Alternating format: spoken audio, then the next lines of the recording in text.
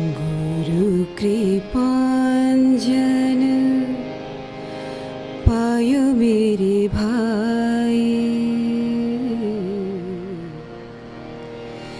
गुरु कृपांजन पायो मेरे भाई।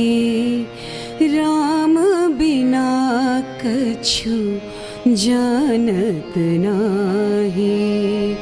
गुरु कृपांजन पायो मेरे भाई। राम बिना कछु जानत नाही। जागत राम ही सोवत राम ही। जागत राम ही सोवत राम ही। सपने में देखो राजा राम ही। सपने में देखो राजा राम ही। राम ही राम ही। राम ही राम ही। राम ही राम ही। राम ही राम ही। गुरु कृपांजन पायो मेरे भाई। राम बिना कछु जानत नाही।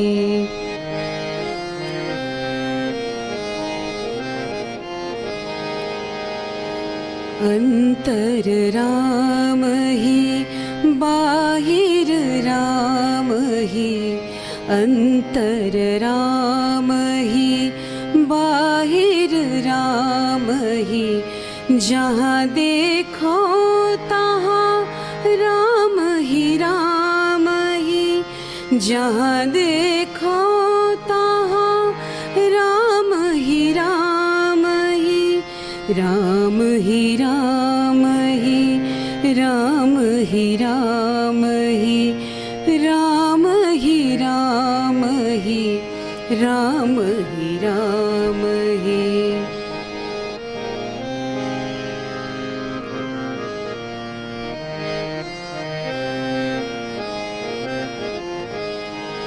एका जनार्दने भाव विनीका। एका जनार्दने भाव विनीका। जो देखो सो राम सरीका। जो देखो सो राम सरीका। राम ही राम ही। राम ही राम ही। राम ही राम ही। राम ही राम ही। गुरु कृपांजन पायो मेरे भाई। राम बिना कछु जानत नाही।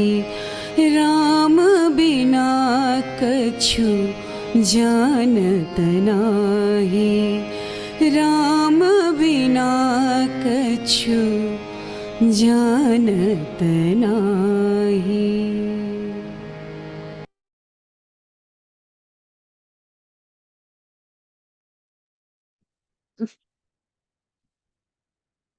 Namaste, my dear brothers and sisters.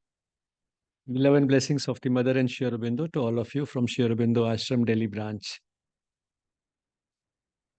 This devotional song in the melodious voice of Prem Shila talks about the wonders that divine grace can do. On the spiritual path, it's a combination of personal effort and divine grace, but the personal effort counts only to the extent of earning divine grace. Without that, not much progress can be actually made. But divine grace can do wonders. It can make us aware of the constant presence of the divine day and night, and the all pervasive presence of the divine within and without. So, that is what this devotional song is about. Turning to today's topic, it's about smoking, why people smoke, why they should not, and if they do, how they can quit. This is a topic on which I am highly qualified to speak because the number of cigarettes that I have smoked in my life is a grand zero. So it will be all theoretical, but I think so is much of the audience. I don't think much of the audience smokes either, but for those who might be smoking, if we come in contact with them, uh, how we can help them is what this session is about. So, with that, now I go to the PowerPoint.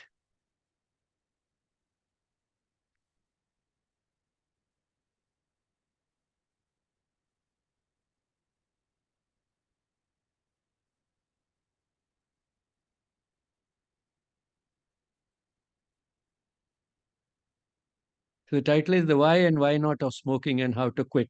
Can be a little misleading. It doesn't mean why people smoke or why one should smoke and why one should not smoke. Uh, it can also mean why not smoke, hmm?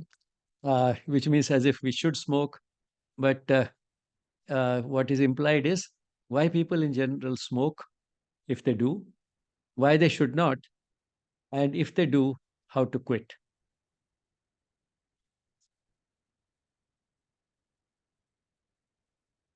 It's a beautiful quote, anonymous, but all the same, I liked it.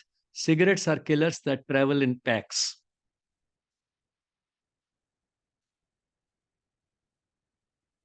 Now, let's see what smoking does to a person. Every time a person smokes, he exposes himself to a particulate matter concentration 500,000 times, 5 lakh times, higher than that in the most polluted city in the world. So much for about our efforts to fight pollution, atmospheric pollution. On one hand, we are trying to reduce that, and on the other, so many people smoke and voluntarily expose themselves to a particulate matter concentration which is much, much higher than in the most polluted city in the world. Apart from inhaling an extremely high density of particulate matter, the person also exposes himself to high levels of carbon monoxide, which is a poisonous gas. It is poisonous because it competes on a very unequal footing with oxygen for binding with hemoglobin. Unequal footing because uh, carbon monoxide and hemoglobin have an affinity for each other, which far exceeds that of oxygen and hemoglobin. So the result is quite a bit of the oxygen gets displaced and the hemoglobin available in the blood gets attached to carbon monoxide. So extremely small concentrations of carbon monoxide can also displace quite a bit of oxygen from the hemoglobin. So the amount of oxygen carried by the blood goes down. And if the concentration of carbon monoxide is high, as can happen, say, if a person sleeps with the burning coal in a room overnight, or if one starts a car in a closed garage, feeling it's very cold outside, let me start the car and uh, warm it up a bit. When the heating has become effective, then I'll drive out. Uh, the carbon monoxide from the exhaust might actually kill the person. So the person inhales not only high density of particulate matter and high levels of carbon monoxide, but also several chemicals known to increase the risk for cancer. And he exposes others to much of the above.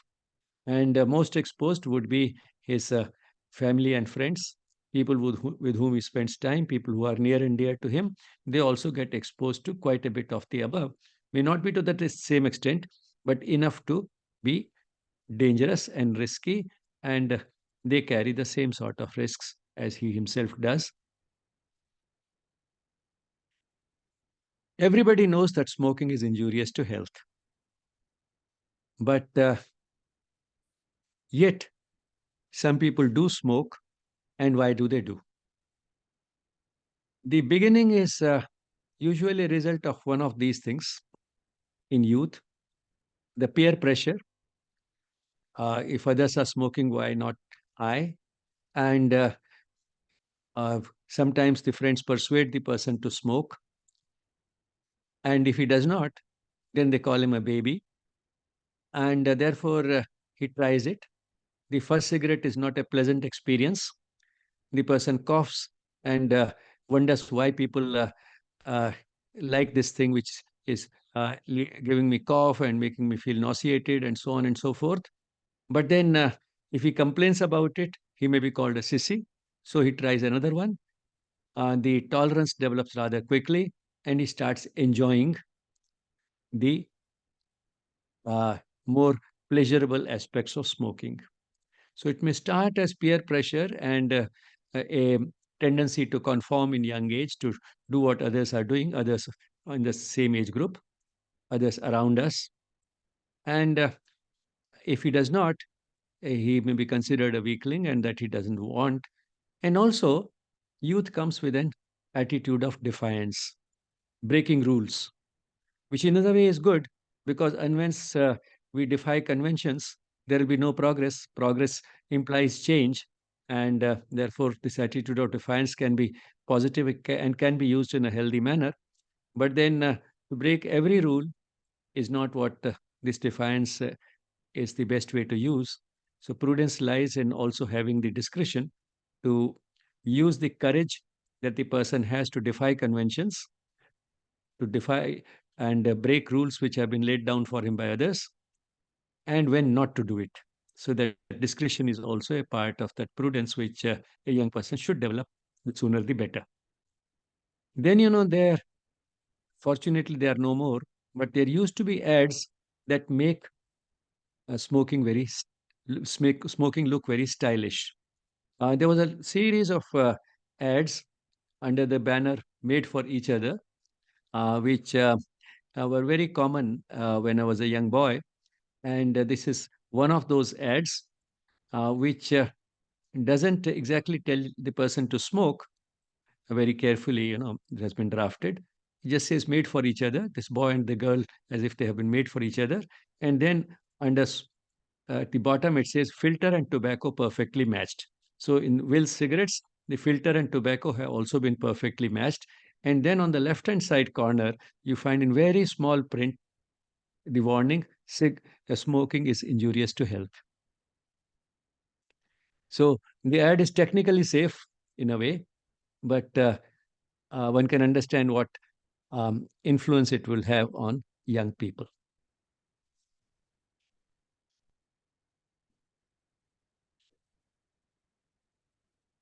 Now, here are some of the other reasons why people uh, smoke. The beginning we have seen how it happens, then why they continue with it. They get oral satisfaction from it. Uh, if we put anything in the mouth, it gives us some satisfaction, and this starts very early in life. And that's why for babies we use pacifiers, uh, and that can keep the baby quiet for quite some time. Although that's not the best way to keep the baby quiet. Um, instead of giving time and attention, we sometimes depend upon these pacifiers, which are shaped like a nipple, sometimes also release a little sweet juice in the mouth of the baby. But even if they don't, just the presence of something like a nipple in the mouth seems to keep the baby quiet and happy for some time. So, this oral satisfaction is not confined only to children, it applies also to quite an extent to adults. Now, once an ad was designed based on this, uh, the child with a pacifier, and coming out of that pacifier is either a pipe or a cigarette. And and the implication of this was that don't be a baby, don't pray for oral satisfaction the way a baby does. You are a grown up, you are an adult. So better grow up and don't have that sort of a craving, and don't try to satisfy it with a cigarette. So that was the implication of the person who designed the ad. But then people misunderstood it.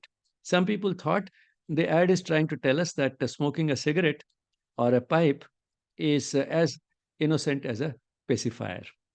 It's as harmless as a pacifier. So that's why you don't see those ads anymore. because this ad can be easily misunderstood. Some people continue because they find it's easy to lose weight. They can eat very little, and instead of uh, having a meal, they just light a cigarette. So it helps in losing weight. And here's a smart quote on that. Yes, smoking does help in losing weight, one lung at a time.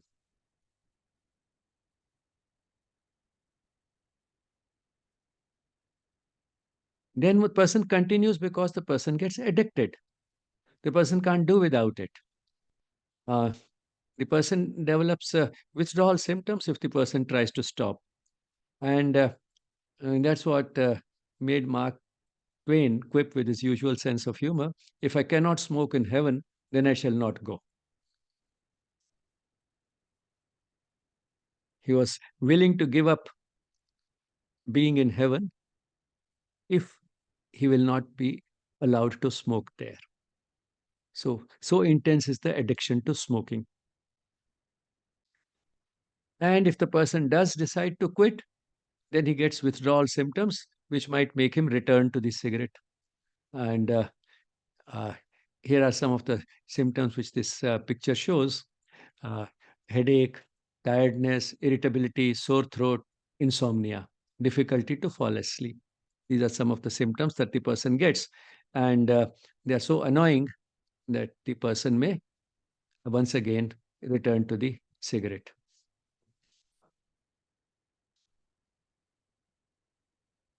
Now, what are the effects of smoking on the person? In more technical or serious terms, the effects are primarily because of three things: the addicting substance, that is nicotine, the effects of the smoke itself, and the effects of heat. So let's look at these one by one. The effects of nicotine. Nicotine does help improve the mood by relieving stress. It helps us overcome laziness, and it improves concentration, and therefore it may improve mental performance. But then it also paralyzes the cilia in the airways. Cilia, are small hair-like things which come out of the cells in the airways, the trachea and the bronchi and so on, the windpipe down. All these have on their inner lining small hair-like hairy things which are called cilia. Each cell has a number of cilia, and these cilia beat. That is, they keep moving. They move in such a way that they keep sending the unwanted matter along with the liquid collecting there, the mucus, upwards, upwards from the windpipe towards the mouth. And when it reaches the mouth, it gets swallowed. We don't realize it, but we are swallowing quite a bit of this dirt being brought up by the cilia up to the mouth. We are swallowing it all the time because in the stomach, it can't do any harm, whereas in the lungs, it would. So it's being sent to an area where it can't do any harm. So it's swallowed. But then the cilia get paralyzed with the result that all this mucus and the other unwanted particles keep collecting in the airways. Another thing that nicotine does is to constrict blood vessels. This would raise the blood pressure and can also precipitate a heart attack in a person who has a partial block. So, a person with a partial block of the coronary arteries, uh, if superimposed on that is the constriction of the coronary arteries induced by smoking, the person can get a heart attack. And that's how some people, get a combination of factors which can constrict blood vessels, and that leads to a heart attack. Smoking can be one of those things, but apart from that, exposure to cold or a heated argument uh, and so on can also do it. But anyway, we'll talk more about it when we talk about heart disease. So, nicotine, by constricting the blood vessels, not only can raise the blood pressure, but can also sometimes precipitate a heart attack. Now, effects of smoke. Apart from nicotine, the chemical that addicts the person, that produces addiction, the person is also generating smoke while smoking. And It is the smoke which has the carbon monoxide, which we were talking about, which reduces the amount of oxygen carried by the blood, because carbon monoxide competes uh, extremely effectively with oxygen for binding to the hemoglobin in the blood, which carries oxygen.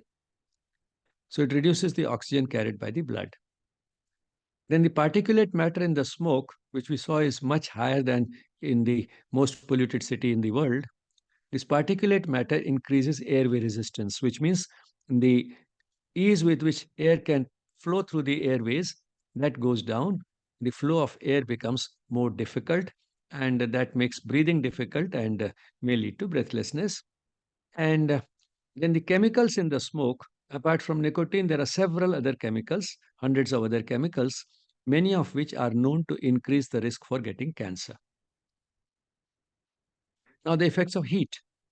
The temperature of the smoke is about 1000 degrees centigrade, which is 10 times the temperature of boiling water. And the person is voluntarily exposing himself to this degree of heat, and heat itself can induce cancer. Any type of unusual stimulus applied repeatedly, be it a mechanical stimulus or a heat stimulus, to these surfaces, the type that we have in the mouth and the other passages inside, that heat itself can also induce cancer.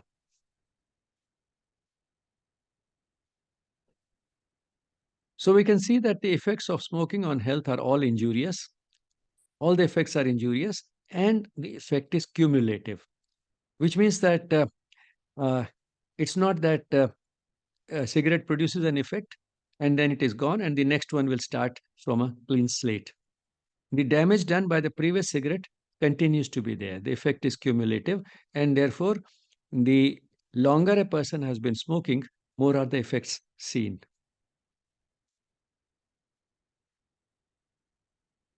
If that is so, then why do people smoke? One reason is that the pull is too strong. We saw it's one of the strongest addictions that a person can have. The second is the person knows that all these harmful effects are there, but there is that wishful thinking that somehow I will escape. It will not happen to me. And when we talk of lung cancer, that is also true, because a majority of smokers do not die of lung cancer. But then, as we shall see in a moment, there are certain effects which no smoker can escape. So the person may escape cancer, but there are certain effects of smoking which no smoker can ever escape. So this wishful thinking that somehow I will escape is not really uh, based on any facts. It's not based on any solid foundation. But then this feeling that somehow I will escape is extremely common.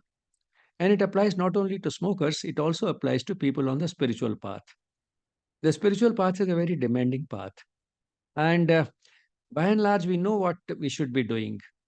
But when it comes to the sincerity with which what we should be doing is actually done, we very often find that that sincerity is lacking because of the uh, courage that it requires, because of the overcoming of temptations that it requires, and and therefore the person sort of uh, is not able to do sincerely everything that the person should be doing.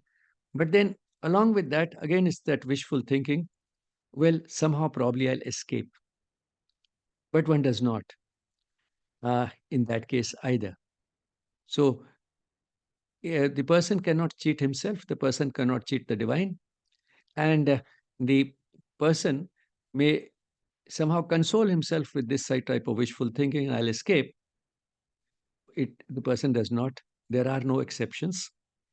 Divine justice is completely uh, merciless, or the economy of nature is harsh, as Sri Aurobindo has said. So it's a harsh economy we are dealing with, in which there is no escape. Uh, we have the free will to do what we want, but all the same, to somehow think that I'm doing quite a bit, this little bit of a uh, lapse or this little digression or regression or uh, lack of surrender or lack of sincerity, a little bit of it will not matter, perhaps I will escape, does not apply. So smokers are not really an exception if they have this type of wishful thinking, but neither the smoker nor the person on the spiritual path really escapes. Now let's look at in terms of individual systems, the effect of smoking on health. We've already seen that in the heart and the blood vessels constrict, they become narrower. The oxygen carried by the blood is reduced because of the carbon monoxide, and the tendency for the clotting of blood is increased. And in a way, one can see all these three can have d- important health implications. The constriction of the blood vessels would raise the blood pressure and also increase the possibility of precipitating a heart attack. The reduction in the amount of oxygen carried by the blood will have a compounding effect on the same, say as in case of precipitating a heart attack. On one hand, the flow of blood has stopped. On the other hand, whatever blood is flowing is carrying less oxygen. So that is a disastrous combination, and that is what can precipitate a heart attack. And on top of that, the tendency for clotting of the blood is increased, and therefore a clot may form, which in turn will block the blood flow completely. So all three put together are a sinister combination which can precipitate a heart attack. And when it comes to the tendency for clotting of the blood to be increased, it can happen with a single smoke, say during a party, where there may be also person may be exposed to cold, have heated arguments, and a heavy high-fat meal. A single heavy high-fat meal also increases the tendency for clotting of blood. So all these things put together can sometimes precipitate a heart attack while the person is attending the party or soon after he has returned home and just gone to bed. The person doesn't get up the next morning because of all these effects. The effects on the lungs. The mucus becomes sticky, and this sticky mucus is more difficult to move. On top of that, the cilia are paralyzed. Cilia, which are supposed to move it up towards the mouth, they are paralyzed. And the airway resistance is higher. So the sticky mucus, which tends to collect instead of being uh, swept upwards, further increases the difficulty in breathing. So all these things put together make it difficult to breathe. But then at night, what happens is the person is, and therefore the paralysis of the cilia starts recovering. They start working. And although the mucus is thick, sticky, and heavy, and full of the particulate matter which the smoke had, they do some job. They are able to do part of the work. They work very hard and bring some of it up to the airways and up to the throat. But then the poor cilia can't do in 6 or 7 hours of sleep uh, work which is much more than normal than they normally do in 24 hours. So on one hand, the workload is higher because of the sticky mucus and the particulate matter. On the other hand, they have to they are not working during the day because they are paralyzed because of the person smoking. So we can't expect the cilia to be able to do a very good job just in 6 to 7 hours when the workload is so heavy. The result is that some of this sticky material has been brought into the airways a little higher up, some in the throat, some in the mouth, and this irritates the throat, and the person starts coughing. So when he coughs at night, he coughs in the morning, uh, because that is when this mucus is being brought up. So the person has cough, and when he tries to clear his mouth in the morning, he brings out this white sputum, which is the muck that has collected overnight because of the cilia having done some work and brought it up to the mouth and the throat. So the person having this persistent cough and bringing out white sputum, particularly in the mornings, is what we call chronic bronchitis or the smoker's cough. Now, this is something which no smoker can escape. He may escape lung cancer, but chronic bronchitis, the person cannot escape. But then chronic bronchitis is not the end. It has further sequelae as time goes on.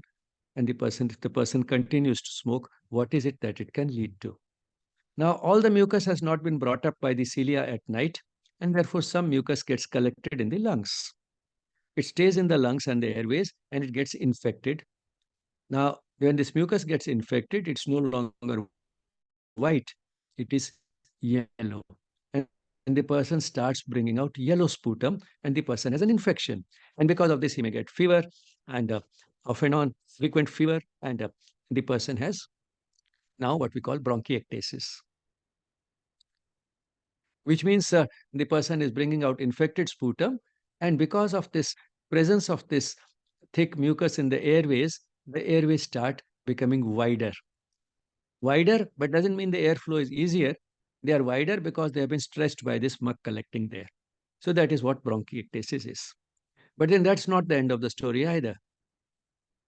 Uh, because the air is difficult, finding it difficult to move, and whenever a person has difficulty in breathing, it is more difficult to breathe out than to breathe in, because while breathing out, the pressure in the lungs is positive, and that squeezes the airways.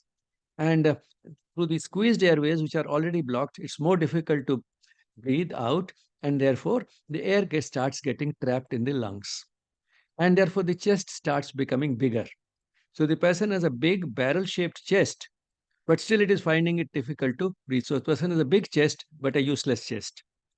And this bloated chest, along with the explosive cough that the person starts having, it keeps having through the day and night, leads to a breakdown of the air sacs, because that then leads to a mechanical effect on the air sacs. On one hand, the chest has become wider, so everything in the lungs has been stretched out. The airways have become wider because of the muck that has collected. That's what happens in bronchiectasis. And on top of that, the person is generating very high pressures in the chest during the cough. And the result is there's a breakdown of the air sacs, which is the final region of the lungs where gas exchange takes place. They start breaking down. And this is what is called emphysema. So chronic bronchitis leading to bronchiectasis leading to emphysema. This is a chain that nobody escapes, no smoker escapes, uh, provided the person smokes long enough and lives long enough. Now here is a comparison of the X-rays of a normal person and a person with emphysema. You can see that the person with emphysema has a bloated up chest, it's barrel shaped, and the area of the lungs is actually looking much more black. It's looking more black because the structure of the lungs, which is radio opaque, reduces that blackness. Here it is all air. So there's plenty of air, which is not radiolucent, which is completely radio transparent. It lets the X-rays pass, and therefore you get that black shadow. The bones are what are completely opaque, and therefore you get those white ribs. And the bones are white.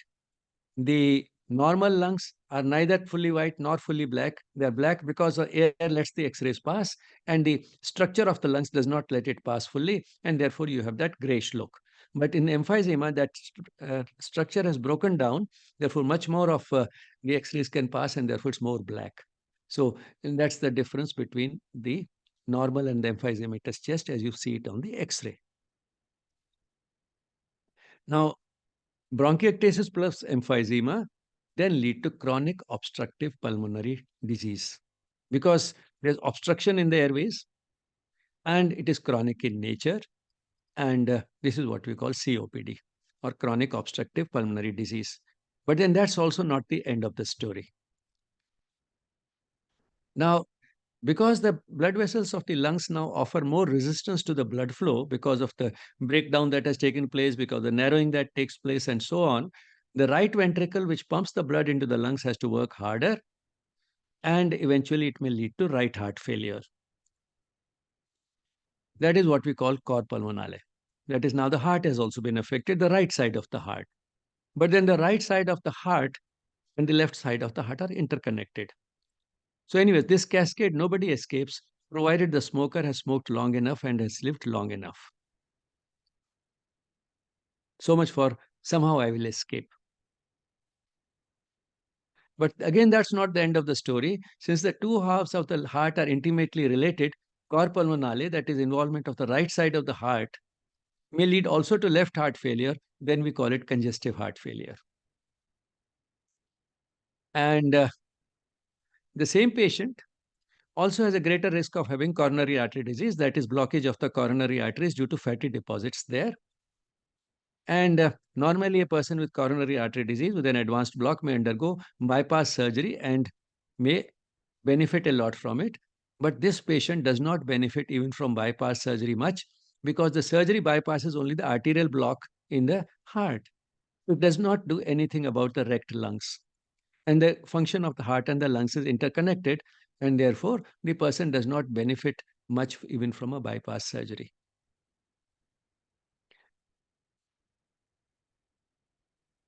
Now, this is a remarkable physician, Sir Richard Doll, who showed the power of statistics in a way, one might say.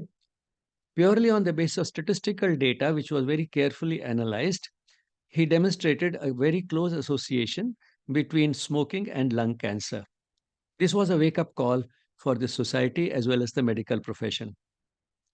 And uh, while an association does not prove a cause and effect relationship, the link was so strong that stimulated a lot of research and brought out the mechanisms by which smoking might increase the risk for cancer. But the fact that smoking increases the risk for cancer was initially shown as an association based on statistical data. And that was a remarkable piece of work for which Sir Richard Doll is widely remembered. Here's a book, Smoking Kills, about him. And here are two books by him, The Causes of Cancer and The Prevention of Cancer.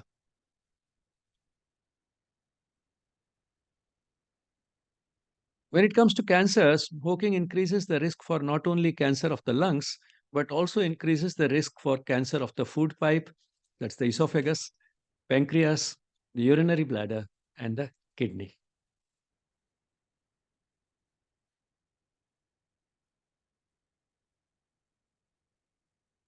So normally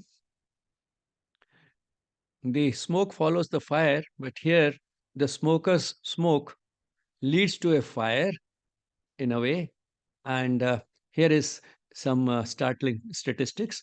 To smoking may be attributed 80% of the deaths due to lung cancer, 80% of the cases of emphysema, 75% of the cases of coronary heart disease among the young who are otherwise at low risk for getting heart disease, 30% of all deaths due to cancer, 30% of all deaths due to coronary artery disease, and 20% of all cardiovascular diseases, including a very dreaded disease called Berger's disease. Berger's disease, is because of the constriction and poor blood flow through the legs. And this person develops uh, pain while walking. Eventually, he develops pain even when the person is at rest. Even the person is not walking, he has pain in the legs. And the blood flow may reduce then further to such an extent that the tissues of the leg start dying, and that is what we call gangrene. And dead tissue invites infection, and therefore this gangrenous leg can get infected, and that can lead to infection throughout the body and multi-organ failure, and the person dies. And to prevent that, as soon as the person goes to the stage of gangrene, the only option left is to amputate the legs.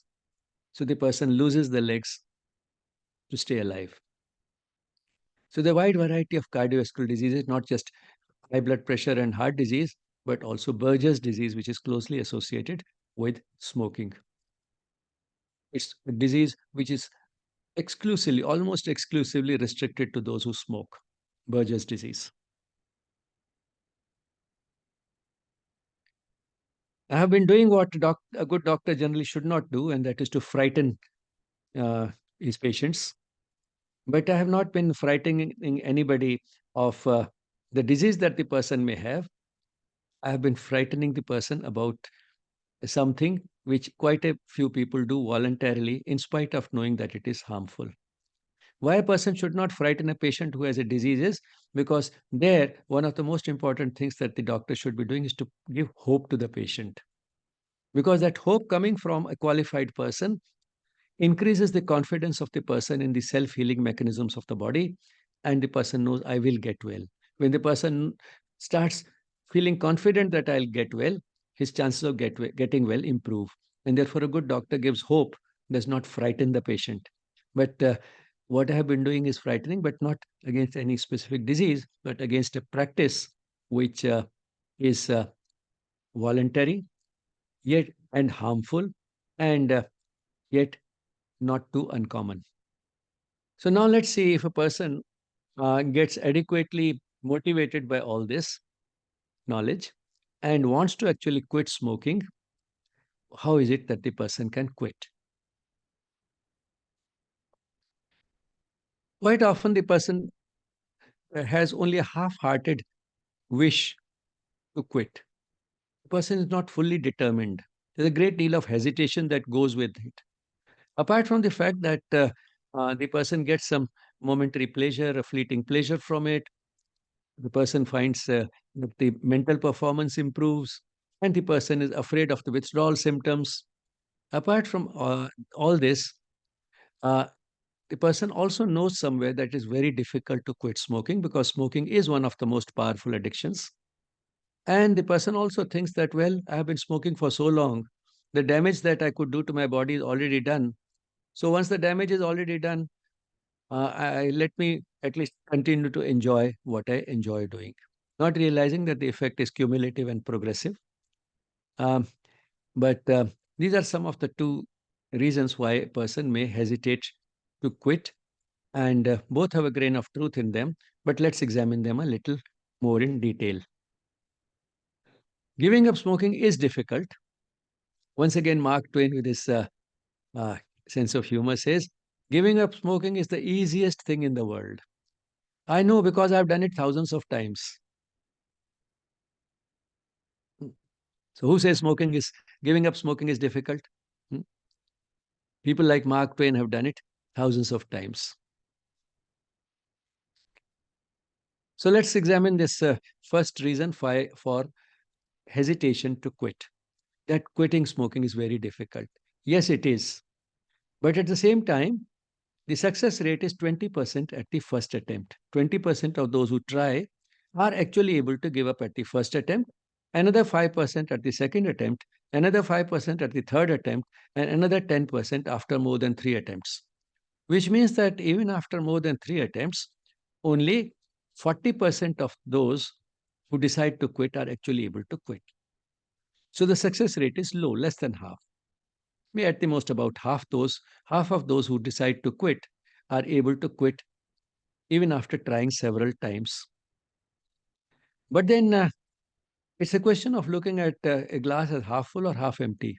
Why should a person assume that he belongs to those 60% who fail? He might as well belong to the 40% who succeed. And the difference lies in his own motivation. So if he's determined, he can make sure that he is one of those 40% who succeed, maybe after more than 3 attempts. So it is difficult, but it is not impossible. The second reason why people hesitate is the damage is already done. But then the damage that has been already done can be reversed. The risk for lung cancer is the same as that of a non smoker 10 years after quitting. So if a person has been smoking for a long time, but then quits today, then after 10 years, his risk for lung cancer will be the same as that of a non smoker. So the damage would have been undone within those 10 years. And during those 10 years, the risk will gradually keep dropping. And something similar applies to heart disease. The risk for coronary heart disease is the same as that of a non smoker 15 years after quitting. Well, you might say, well, that might be true, but then 10 or 15 years is a long time to wait. And therefore, the damage is already done. That, in fact, is true. And you are just trying to encourage me by giving me this hope about what will happen 10 years later or 15 years later. Huh? But then there are certain types of positive effects of quitting which are much faster. The person's blood pressure goes up due to smoking and returns to normal within 20 minutes of stopping smoking. So the effects of the cigarette are gone within 20 minutes. So blood pressure returns to normal in 20 minutes. Carbon monoxide levels drop to normal in 8 hours. After the person has not smoked, within 8 hours, carbon monoxide levels drop to normal. The possibility of a heart attack, precipitating a heart attack, goes down within 24 hours. And food tastes and smells much better within 48 hours. So there are certain things which happen immediately. So there's very quick gratification available if the person decides to quit.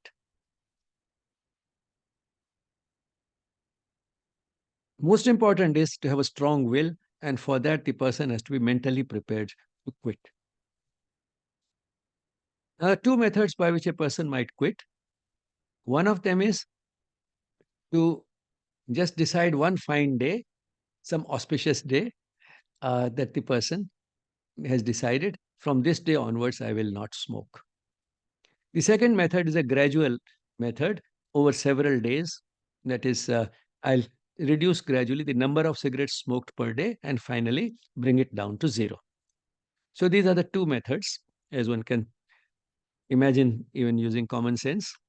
Now, if a person has decided to quit smoking in one go, like a quick surgical cut on one final day, then there may be withdrawal symptoms like irritability, restlessness, headache, insomnia, etc.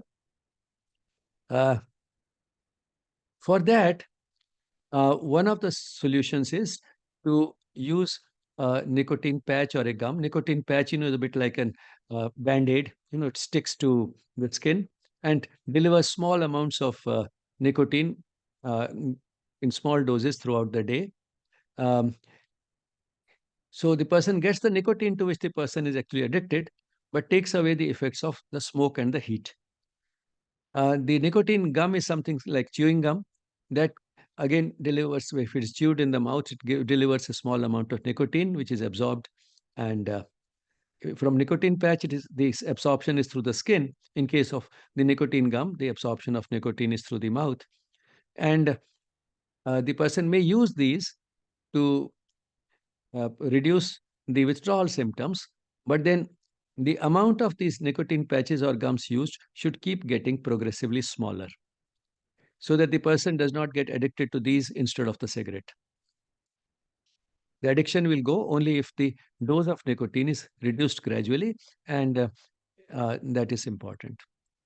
The person may also use relaxation techniques, and in the best relaxation techniques are available in yoga in the form of meditation and shavasana, etc., and relaxing pranayamas like alternate nostril breathing and Brahmari.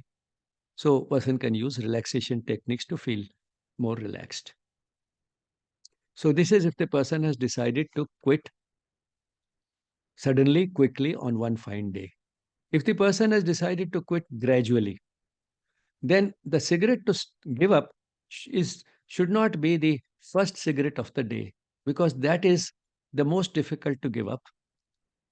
So the person can start with the first cigarette of the day at the usual time, but after that, increase the interval between that and the next one, and keep a record of the total of the time at which the person smoked and the total number smoked in the day. One should also avoid situations in which one might smoke, like, say, being in a party where others are smoking, or getting into a stressful situation and then finding the excuse in that stress to smoke. So one should avoid situations in which one might smoke. Then the ashtrays can be tempting. They may remind the person of smoking. So remove all ashtrays from the home and office. And instead of buying a whole pack of cigarettes, one can buy only one or two cigarettes at a time. Now, no matter which method the person chooses, whether it is the sudden method or the gradual method, the person should announce his decision to quit to family and friends. This helps because then the person may get some encouragement from the family, support from the family and friends, and the friends who normally persuade him to smoke will not try to do so if they are truly friends. So he should announce the decision to family and friends. And most important, if the person has made this announcement, the person is uh, more likely to stick to this decision, because the person will otherwise feel embarrassed. He'll lose face in front of family and friends. You had said you will quit, and now you're still smoking. So, that makes the person feel embarrassed. So, announce the decision to family and friends. Secondly, do not be disheartened by failure, because we have seen that only 20% succeed at the first attempt and many more after further attempts. So, one failure should not dishearten the person. Also, the person should not be frustrated by a single lapse. Suppose the person had not smoked for 6 months, and then day, somehow, he gets into a situation that he feels tempted to light a cigarette. Oh, my 6 months record has been spoiled already. All my record has been spoiled, so now I can continue smoking. One lapse is not does not mean that the person's attempt to quit has failed. So one should not be frustrated by a lapse. So what one needs is a combination of the strong will to start the process and optimism that even if I have failed this time, or even if there has been an occasional lapse, the future can be much better. I can quit. So that optimism, along with that strong will, which has to be uh, maintained, is what is required. And if necessary, the person can seek professional help from a psychologist or a psychiatrist who can help the person further in quitting. Ray Nornish, the famous cardiologist, says quitting smoking is a process, it's not an event. And it's a process in that a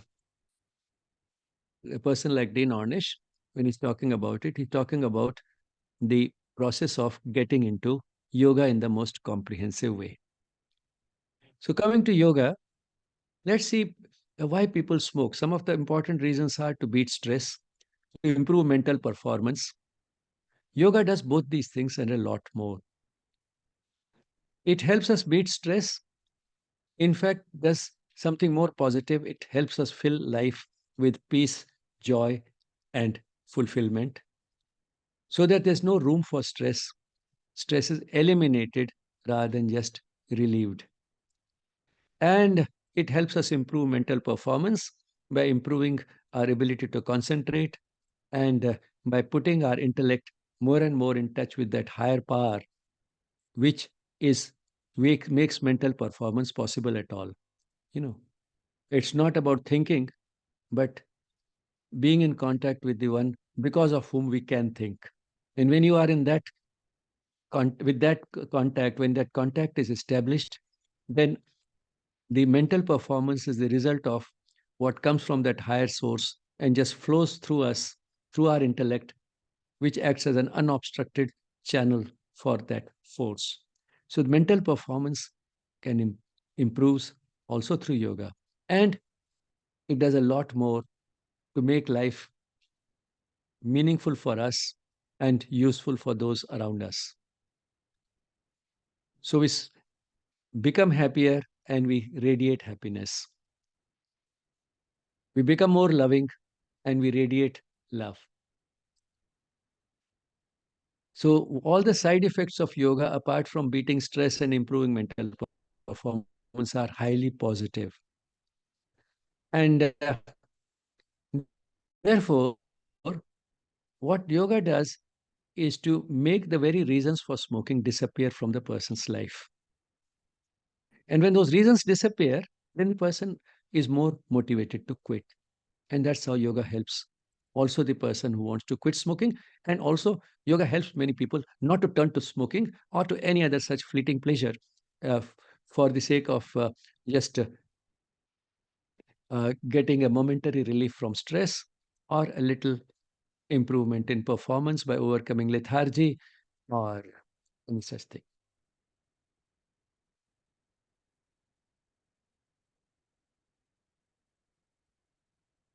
A person who used to smoke but does not smoke anymore, that's an ex smoker, deserves a great deal of respect.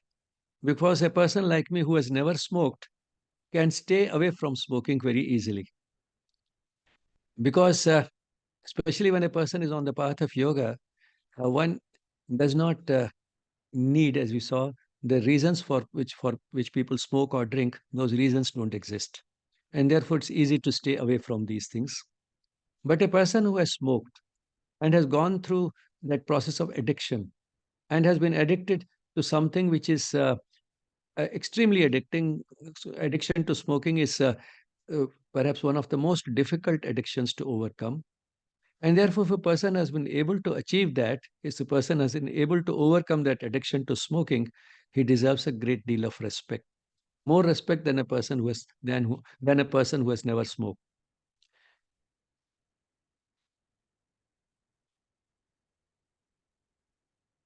Now, does smoking have any additional implications for women? Sometimes women turn to smoking purely to show that we are no less than men. You know, it's one of those unhealthy expressions of feminism. Uh, but then it does have, apart from all the implications of smoking that we have talked about, which apply to everybody, there are some additional implications for women. A woman uh, who smokes runs a higher risk for infertility, getting menopause rather early, and if she's pregnant, having a miscarriage, or giving birth to a stillborn baby, or the baby dying very early in life during infancy. And also, there is a greater risk for the child having birth defects such as cleft lip and cleft palate, which are very obvious, and also congenital impairment of cognitive faculties like memory and other intellectual functions, uh, which are not so obvious. The person will not know this impairment of mental function in the baby very clearly and easily, because whatever functions the person has as the child has when it's as it is growing up, we'll feel that this child is born like that.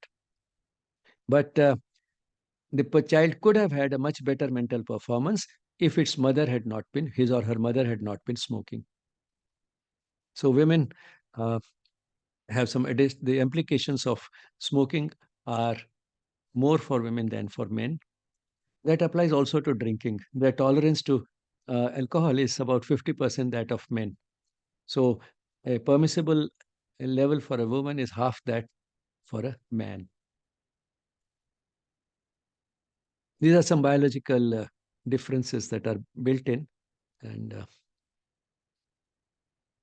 of course, only women get pregnant, and that's why these additional implications for women when it comes to smoking. What are the ill effects of passive smoking? That's a person who does not smoke, but near whom somebody else is smoking. Essentially, the same as those of I same effects which the smoker has, maybe to a less extent, but the effects remain the same.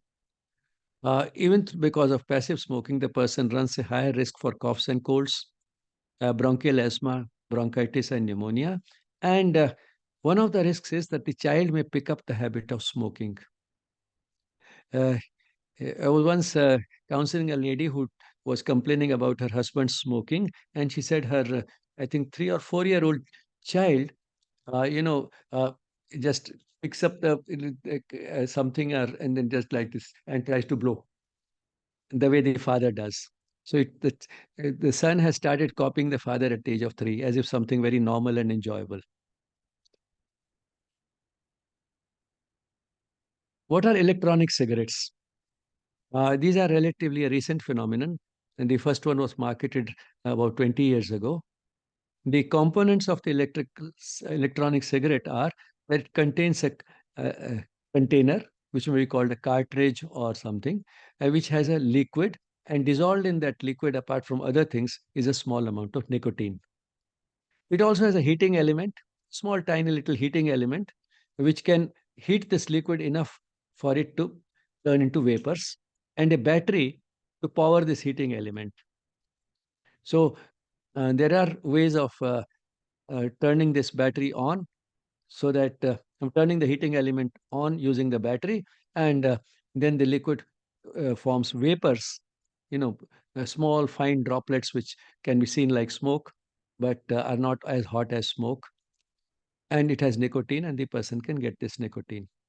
So the person still gets the same effects as those of nicotine without the smoke and without the heat. What are the uses of these electronic cigarettes? They may be used as a step towards quitting.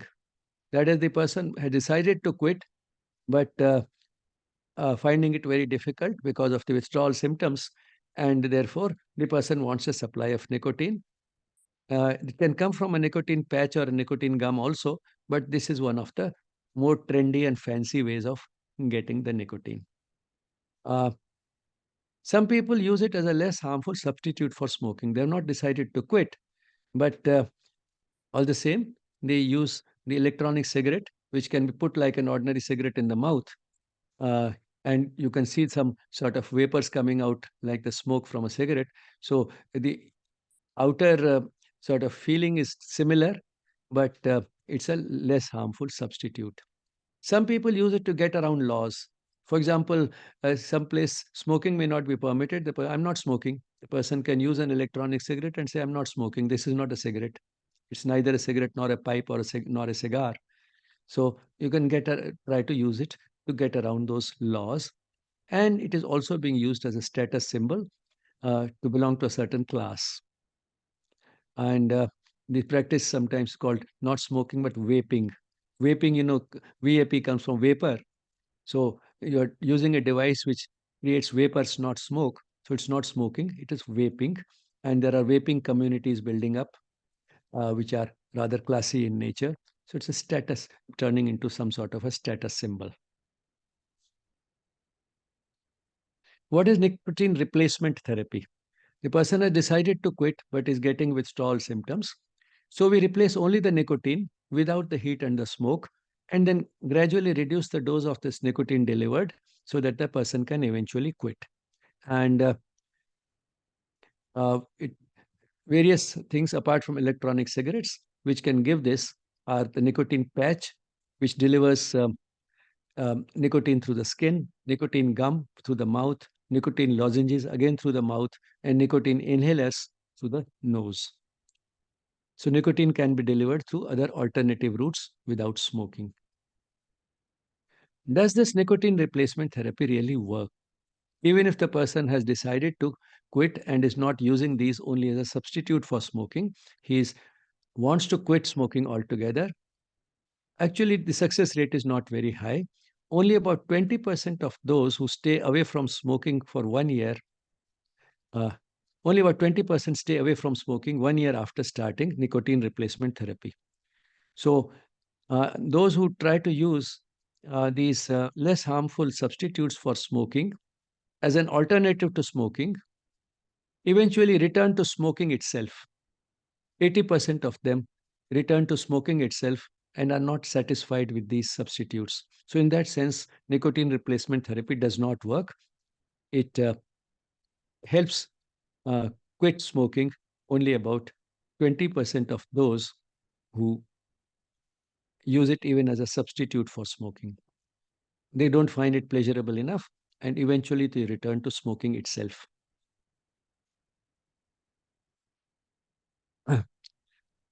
Finally, end with this quote: a cigarette is the only consumer product which, when used as directed, kills its consumer.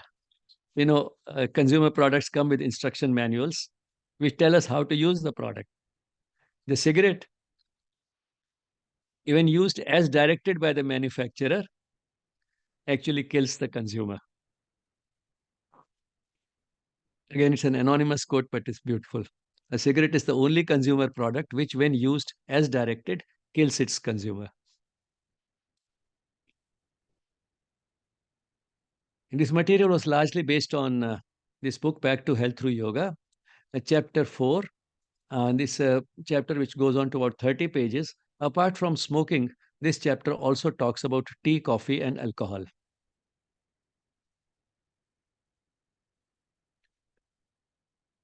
And this is an inside view of the meditation hall of Sri Aurobindo Ashram Delhi branch. And you are all welcome here. Questions and comments are welcome after the session and anytime later through email on yes@yesspirituality.com. Gratitude to the Mother and Sri Aurobindo for making these sessions possible. And thank you all for being there.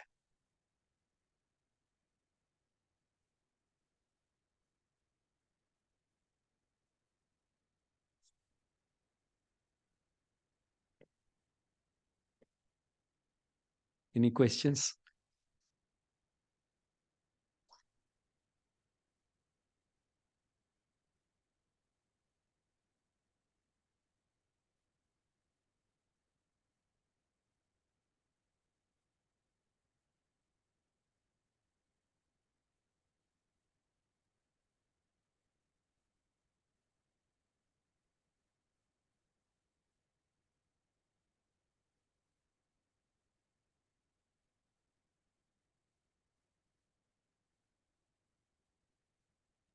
There's one question.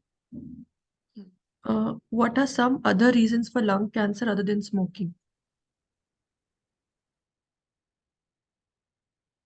Um, One is, of course, atmospheric pollution, because that is something which we are all exposed to.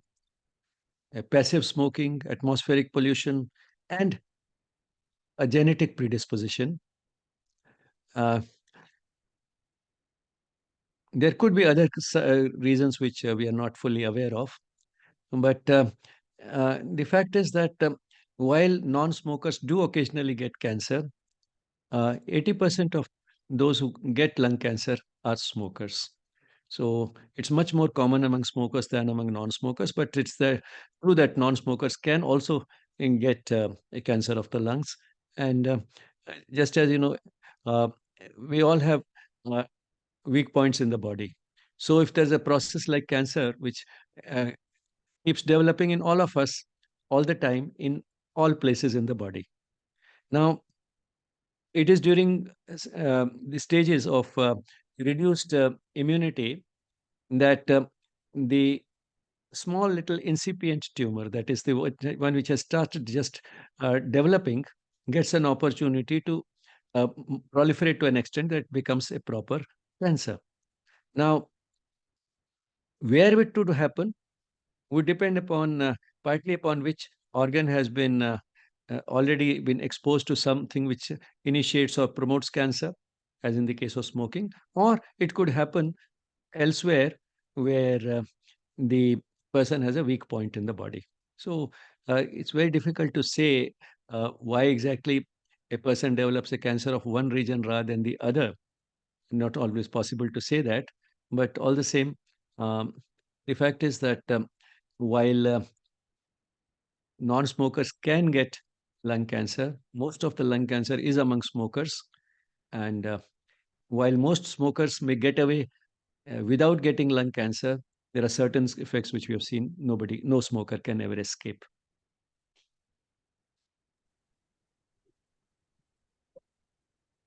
What to do if we have a meeting with the boss immediately after he comes from smoking? Are there any harmful effects by the smell of it too? I'm not sure if the smell can harm, but certainly it's the smoke that harms. The smell can be annoying, but I'm not sure if the smell can harm much. Of course, the smell may be associated with some chemicals. That's also true. But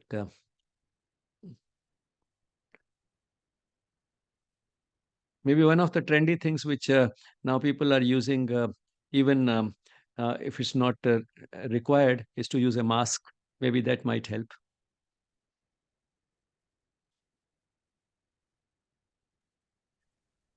Does Havan smoke or agarbatti and dhupan smoke has side effects? No, they don't have that type of side effects, although some of the heat and particulate matter uh, could have some of those effects, but by and large, that doesn't have that type of effects because the chemicals are very different.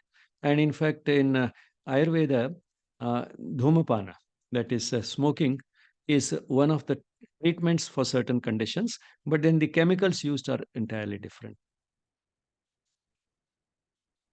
But then that also has to be used with discretion and under medical supervision, because the heat and the smoke of even that therapeutic dhumapana can have side effects.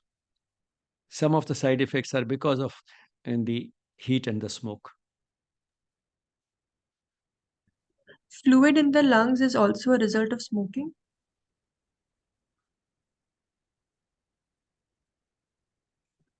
Well, I think that is a question which um, is sort of technically not a very sound question.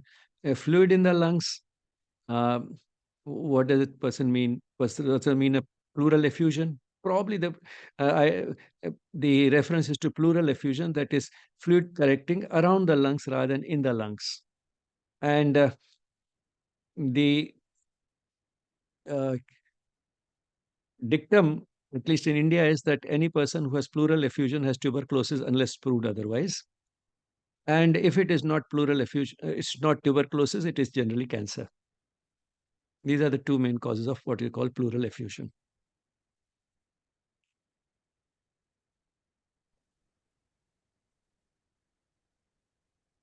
So, I have a question regarding the diseases that happen because of smoking. Like, for example, if somebody wants to try and use pranayam, breathing exercises, yoga, for not specifically for smoking, but to just help people, individuals leaving smoking, what I wanted to ask is, in certain diseases, like maybe bronchiectasis and all of that, where the air sacs become a little bit delicate, then pranayams like Bhastrika, which are a little active, aggressive, could that be used with caution? And if yes, then what are the other pranayams that could be used instead to help? Well, the person has to listen to his own body. Such a person will not be able to do very vigorous pranayams like Bhastrika or Kapalabhati. And if he tries to do it, then after just one or two breaths, he will start coughing violently. So uh, that is what will limit the extent to which he can do these things. But then what a person like you should be doing is not encouraging people to use pranayama as a treatment for in these diseases or to quit smoking. You should be encouraging people to use the more comprehensive aspects of yoga, which will take away the reasons for smoking and will also help the person uh, feel better, irrespective of what other health related issues that the person has. That's the way people like Dean Ornish have been using yoga.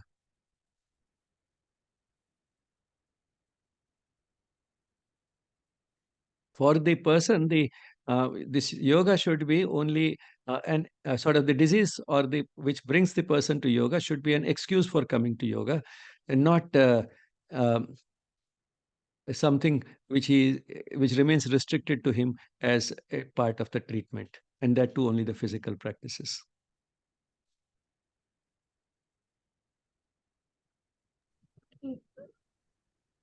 Next question is impact of chewing tobacco as gutka on health. Yes, whatever is chewed in the mouth, that has a great correlation with oral cancers. Oral cancers are extremely common amongst those who chew things like pan masala and so on. Uh, and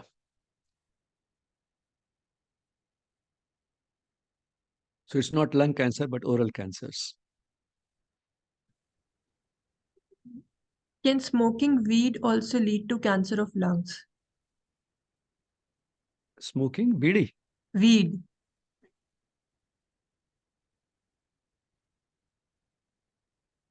No, I couldn't get to what other. Is that also something that contains nicotine or something else? Or other drugs? I think it's more of marijuana. Okay, other drugs of addiction. Well, other drugs of addiction, um, I'm not very sure whether they have exactly the same type of effects, but uh, the effects of heat and smoke would be common. And those are also drugs of addiction. But apart from that, these drugs create some hallucinations and transport the person to another world altogether, which the person finds more pleasant than the real world. And that is one of the reasons for the addiction. Uh, and again, the addiction is extremely strong, as in the case of smoking. The person finds it very difficult to give up. Um, One of the things that these drugs of addiction do is to uh, release endorphins in the brain, and the endorphins, make the person feel good. So that's how the person feels good about it. And this principle has been used by a person at AIMS, Dr. Deepak, in one of his studies, where he tried to use physical activity, exercise, uh, and particularly of the yogic types, to uh, treat these addictions. And the principle is that all types of exercise, particularly the relaxing type of yogic practices, which are not exhausting in nature, also release endorphins. That's how they make the person feel good. That's how they make the person addicted. But then that's a harmless type of addiction. And since the mechanism is similar, the person feels as if it is a good substitute for the substance that he has given up. So these are some of the thoughts that crossed my mind about the other substances of abuse. Next question is, कचरे के धुएं का स्वास्थ्य पर प्रभाव. इसका स्वास्थ्य पर प्रभाव? कचरे के धुएं. कचरे का धुआं? Yes, smoke is smoke, no matter what source it is coming from. So inhaling smoke, except when it is therapeutic, as I said in Ayurveda or something, smoke is smoke. Any smoke is harmful. That will also have carbon monoxide. Okay, next is, at a party a while back, I was a passive smoker for over 2 hours. Soon I got a headache and returned home earlier than I planned. No one else seemed to be bothered by it, not even non-smokers. Any explanation or comments? Well, our sensitivity does differ, and it can be, in some situations, a handicap. In some situations, it can be an asset. You can take it as an asset that at least you didn't spend long enough uh, there in that atmosphere. So your sensitivity was an asset rather than a handicap.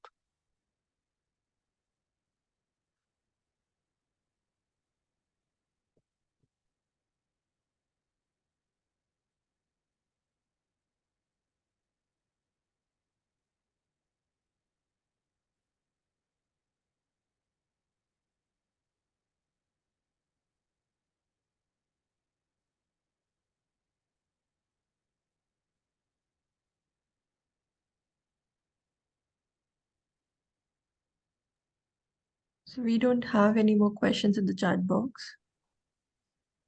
So if anybody would like to ask, they can ask.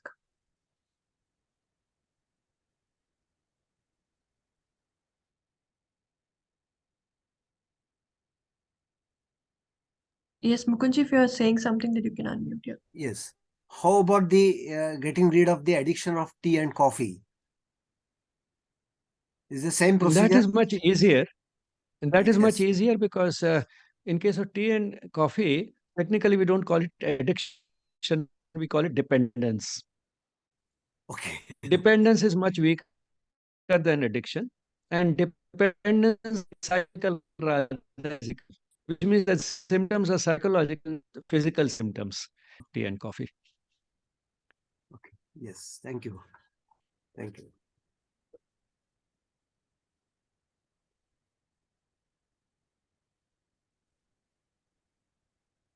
But I think that is all the questions we have. So we can end with the moment of silence. Thank you, everyone.